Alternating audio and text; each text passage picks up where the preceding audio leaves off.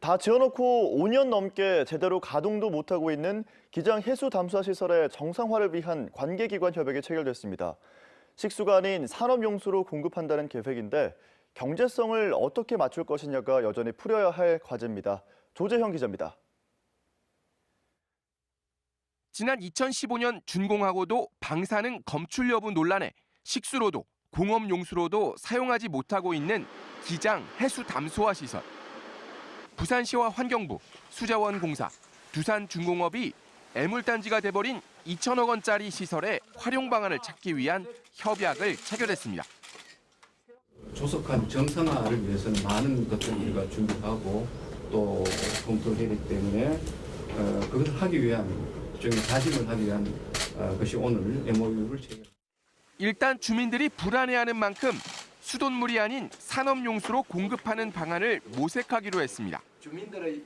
하루 최대 4만 5천 톤의 시설 용량을 갖췄지만 부산시는 가동률을 80%로 보고 하루 3만 6천 톤 중 고리원전 냉각수로 6천 톤을, 나머지 3만 톤을 울산 온산공단 등 주변 산업시설에 공급하는 방안을 생각하고 있습니다.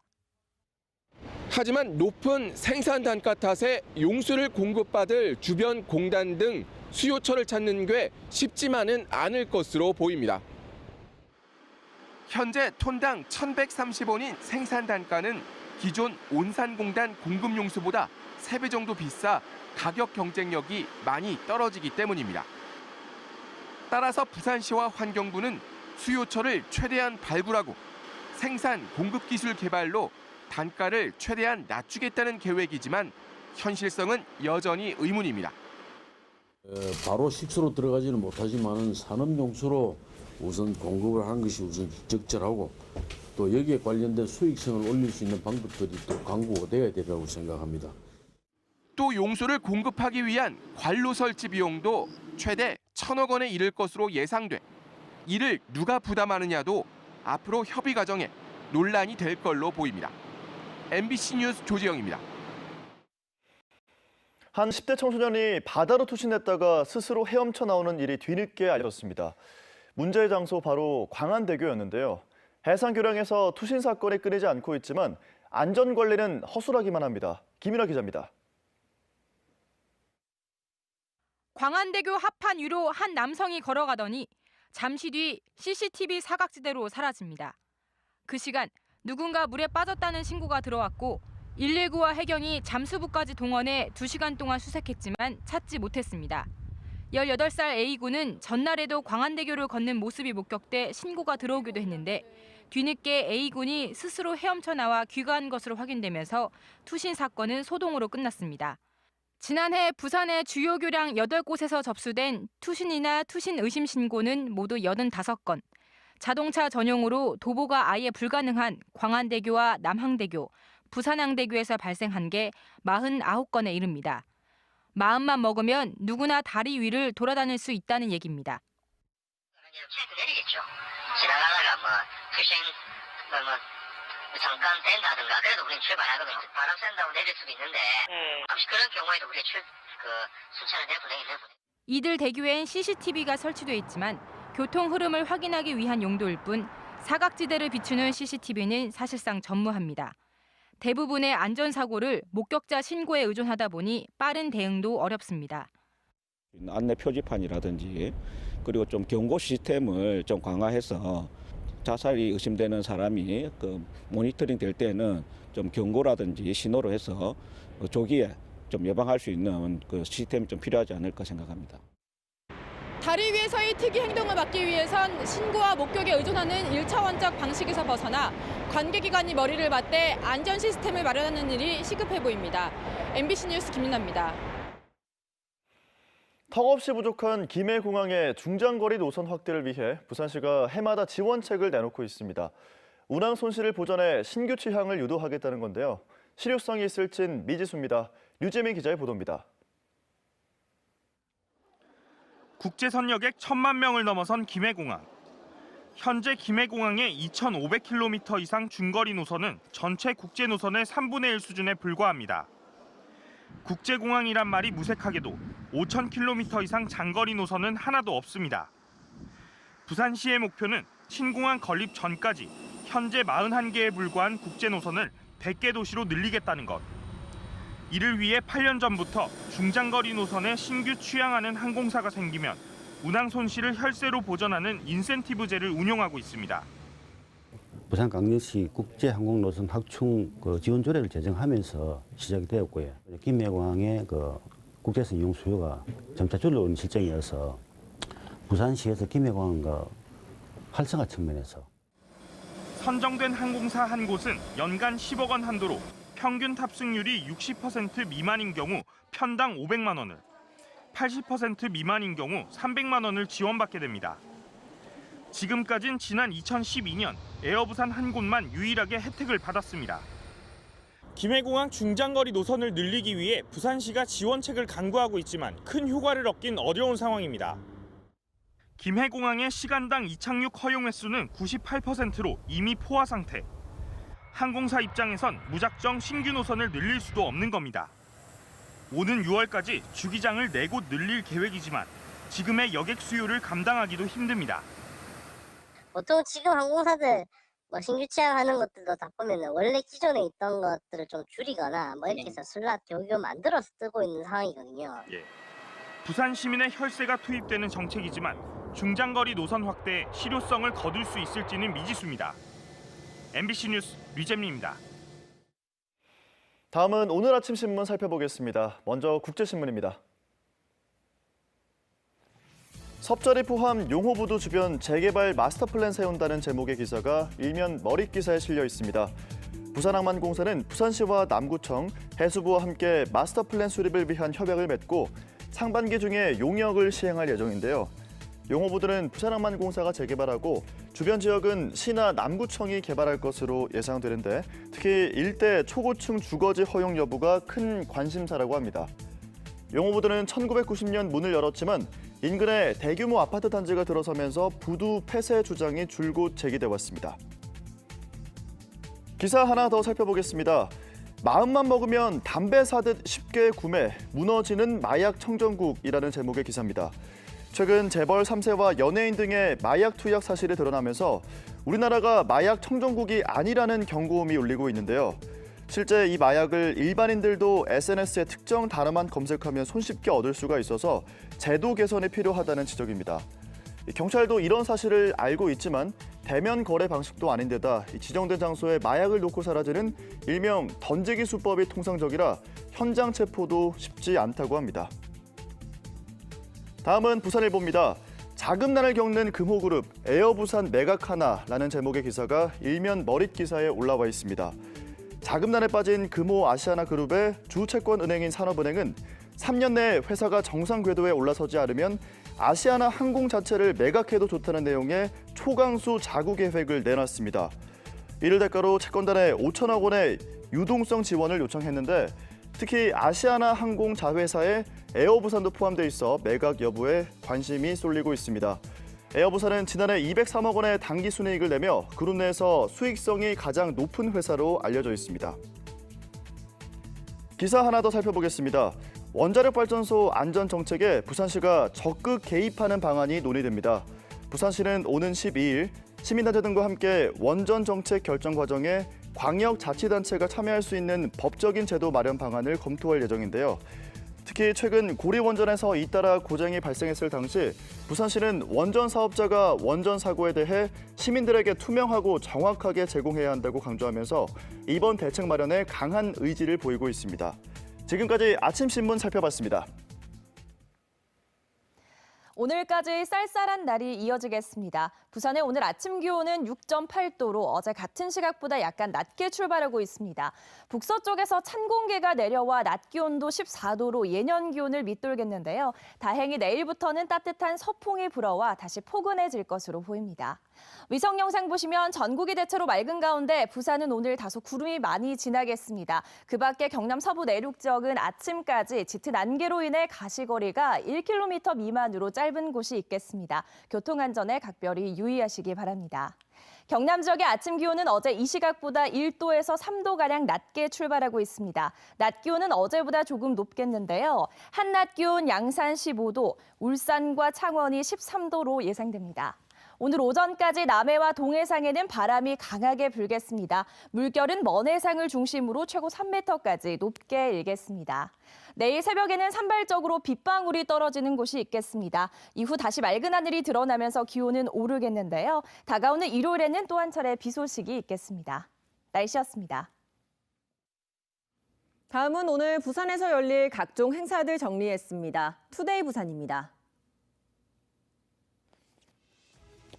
부산 상생혁신 포럼이 오후 4시 동서대 센텀캠퍼스 컨벤션홀에서 열립니다.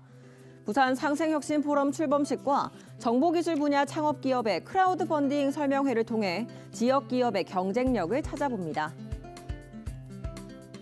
부산 경영자 총협회 주최로 열리는 부산 지역 경영자 4월 조찬회가 오전 7시부터 부산 롯데호텔 3층 펄룸에서 열리고 있습니다. 삼성 라이온즈 김인 대표이사의 초일류 기업의 숨은 성공 스토리 강연도 열립니다. 부산 노동정책 2차 콜로키움이 오후 3시 부산시의회 중회의실에서 열립니다. 부산시 산하 공공기관의 정규직 전환정책 평가 및 개선점을 비롯해 부산시 노동정책과 조례 제정 방향, 현장 노동자의 목소리를 들어보는 시간을 가질 예정입니다. 지금까지 투데이 부산이었습니다. 지역 최대 규모의 창업 투자 경진대회가 다음 달 부산에서 열립니다. 지역 벤처 창업과 투자 유치 활성화에 큰 도움이 될 것으로 기대를 모으고 있습니다. 민성빈 기자입니다. 2019 비스타트업 챌린지 창업투자 경진대회 설명회에 많은 창업기업과 준비생들이 모였습니다. 다음 달 28일 본선에서 5개 팀에 수여되는 상금만 총 1억 원. 초기 창업자금 부족에 항상 시달리는 많은 스타트업 기업들이 큰 관심을 보였습니다.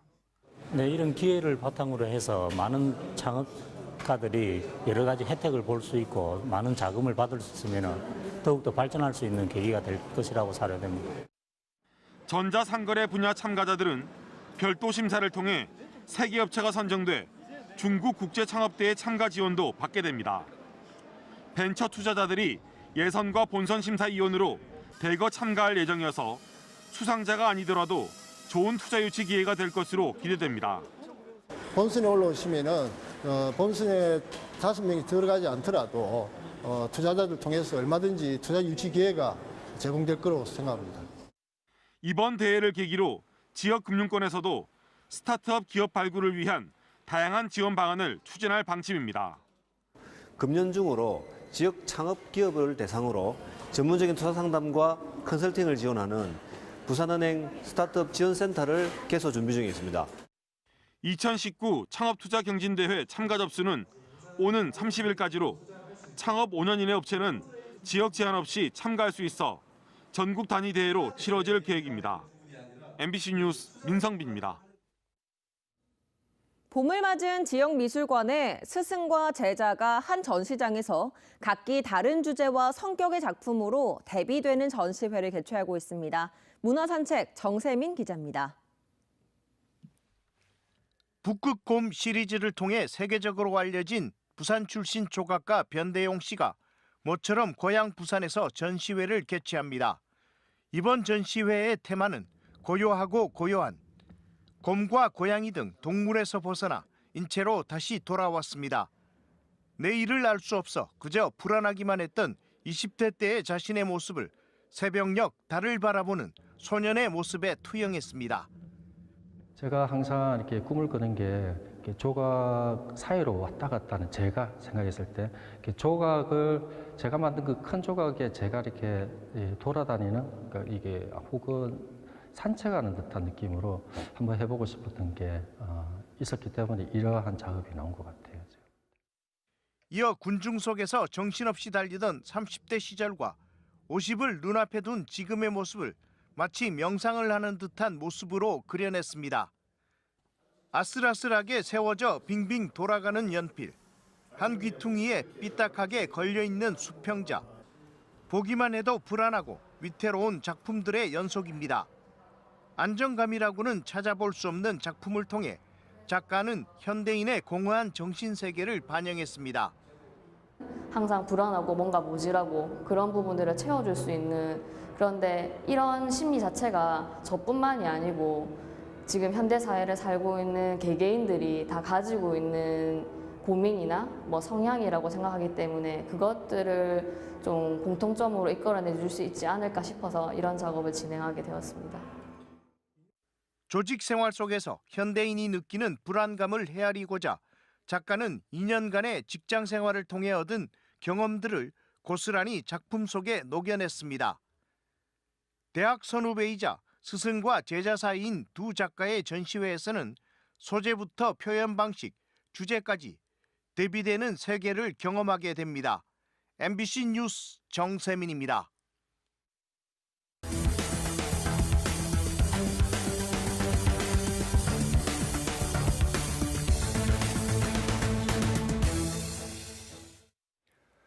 부산의 해녀 스필거로 알려진 한 해녀가 해변에서 숨진 채 발견돼 해경이 수사에 나섰습니다. 어제 오전 7시 반쯤 기장군 기장읍 대변항 바닷가에서 63살 박모 씨가 엎드린 채 숨져 있는 것을 행인이 발견해 경찰에 신고했습니다. 해경은 박 씨가 해녀복을 입지 않은 채 발견됐으며 물질을 하다 숨진 건 아닌 것으로 보인다고 밝혔습니다. 박 씨는 2006년 한 문학지에 등단한 이후 해녀 활동을 하면서도 수필집 2권을 발간해 문학계 등에서 큰 관심을 받았습니다. 부산고법 형사 2부는 헤어진 여자친구 집에 찾아가 여성의 아버지를 흉기로 살해한 혐의로 재판에 넘겨진 21살 A씨의 항소심 선고 공판에서 징역 25년을 선고한 원심을 깨고 징역 20년을 선고했습니다. 재판부는 지적장애 사급의 사회적 연령이 13세인 A씨가 범행 당시 행동이나 상황을 잘 기억하지 못하는 점, 여자친구가 아닌 여자친구 아버지를 먼저 찌른 점 등을 고려하면 치밀하게 범행을 계획했다고 보기는 어렵다며 감형 이유를 밝혔습니다.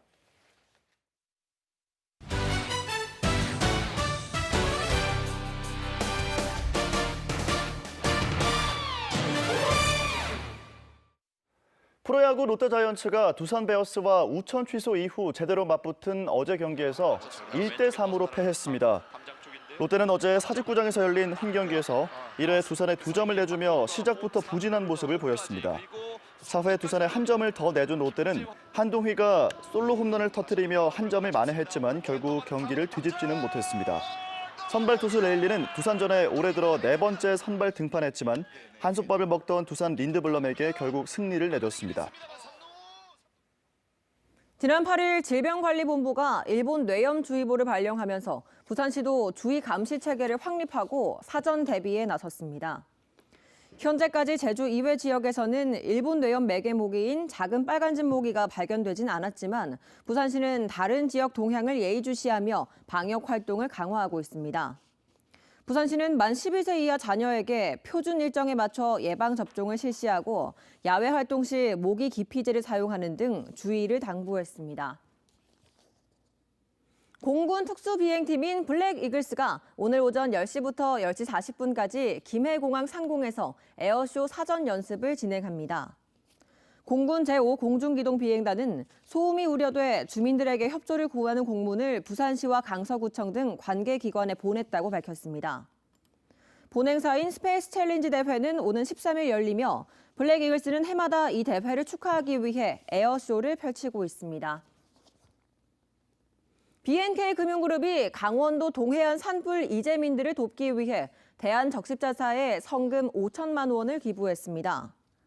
성금은 산불 피해 이재민을 위한 긴급 구호물자와 생필품 구매 등에 사용됩니다.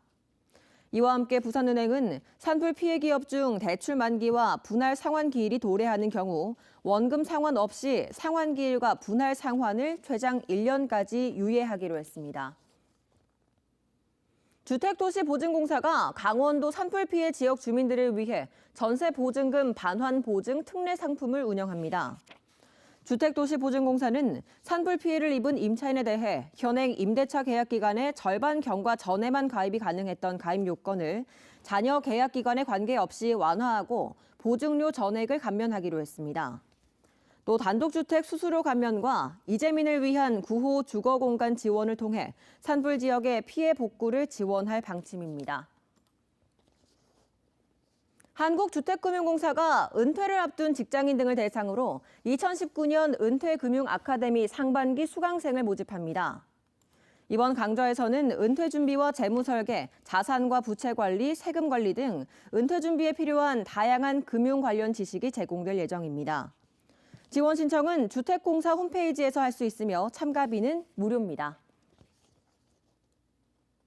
한국자산관리공사 캠코가 최근 캠코와 국민행복기금, 서민금융통합지원센터 등을 사칭한 보이스피싱 피해가 발생하고 있다며 주의를 당부했습니다. 캠코는 최근 서민금융통합지원센터 사원증을 제시하거나 캠코를 사칭한 스마트폰 앱을 설치하도록 유도해 사기 행각을 벌이는 피해가 접수됐다고 밝혔습니다. 캠코는 중개 수수료를 요구하거나 대출 중개인을 통한 대출 알선, 스마트폰 앱과 문자를 통한 모객 행위를 하지 않는다고 덧붙였습니다. 오늘까지 쌀쌀한 날이 이어지겠습니다. 부산의 오늘 아침 기온은 6.8도로 어제 이 시각보다 약간 낮게 출발하고 있습니다. 북서쪽에서 찬 공기가 내려와 낮 기온도 14도로 예년 수준을 밑돌겠는데요. 다행히 내일부터는 따뜻한 서풍이 불어와 다시 포근해질 것으로 보입니다. 위성 영상 보시면 전국이 대체로 맑은 가운데 부산에는 구름이 다소 많이 지나겠습니다. 그 밖에 경남 서부 내륙 지역은 아침까지 짙은 안개가 끼는 곳이 있겠습니다. 내일 새벽에는 산발적으로 빗방울이 떨어지는 곳이 있겠습니다. 이후 다시 맑은 하늘이 드러나면서 기온은 오르겠는데요. 다가오는 일요일에는 비가 내릴 것으로 전망됩니다. 날씨였습니다.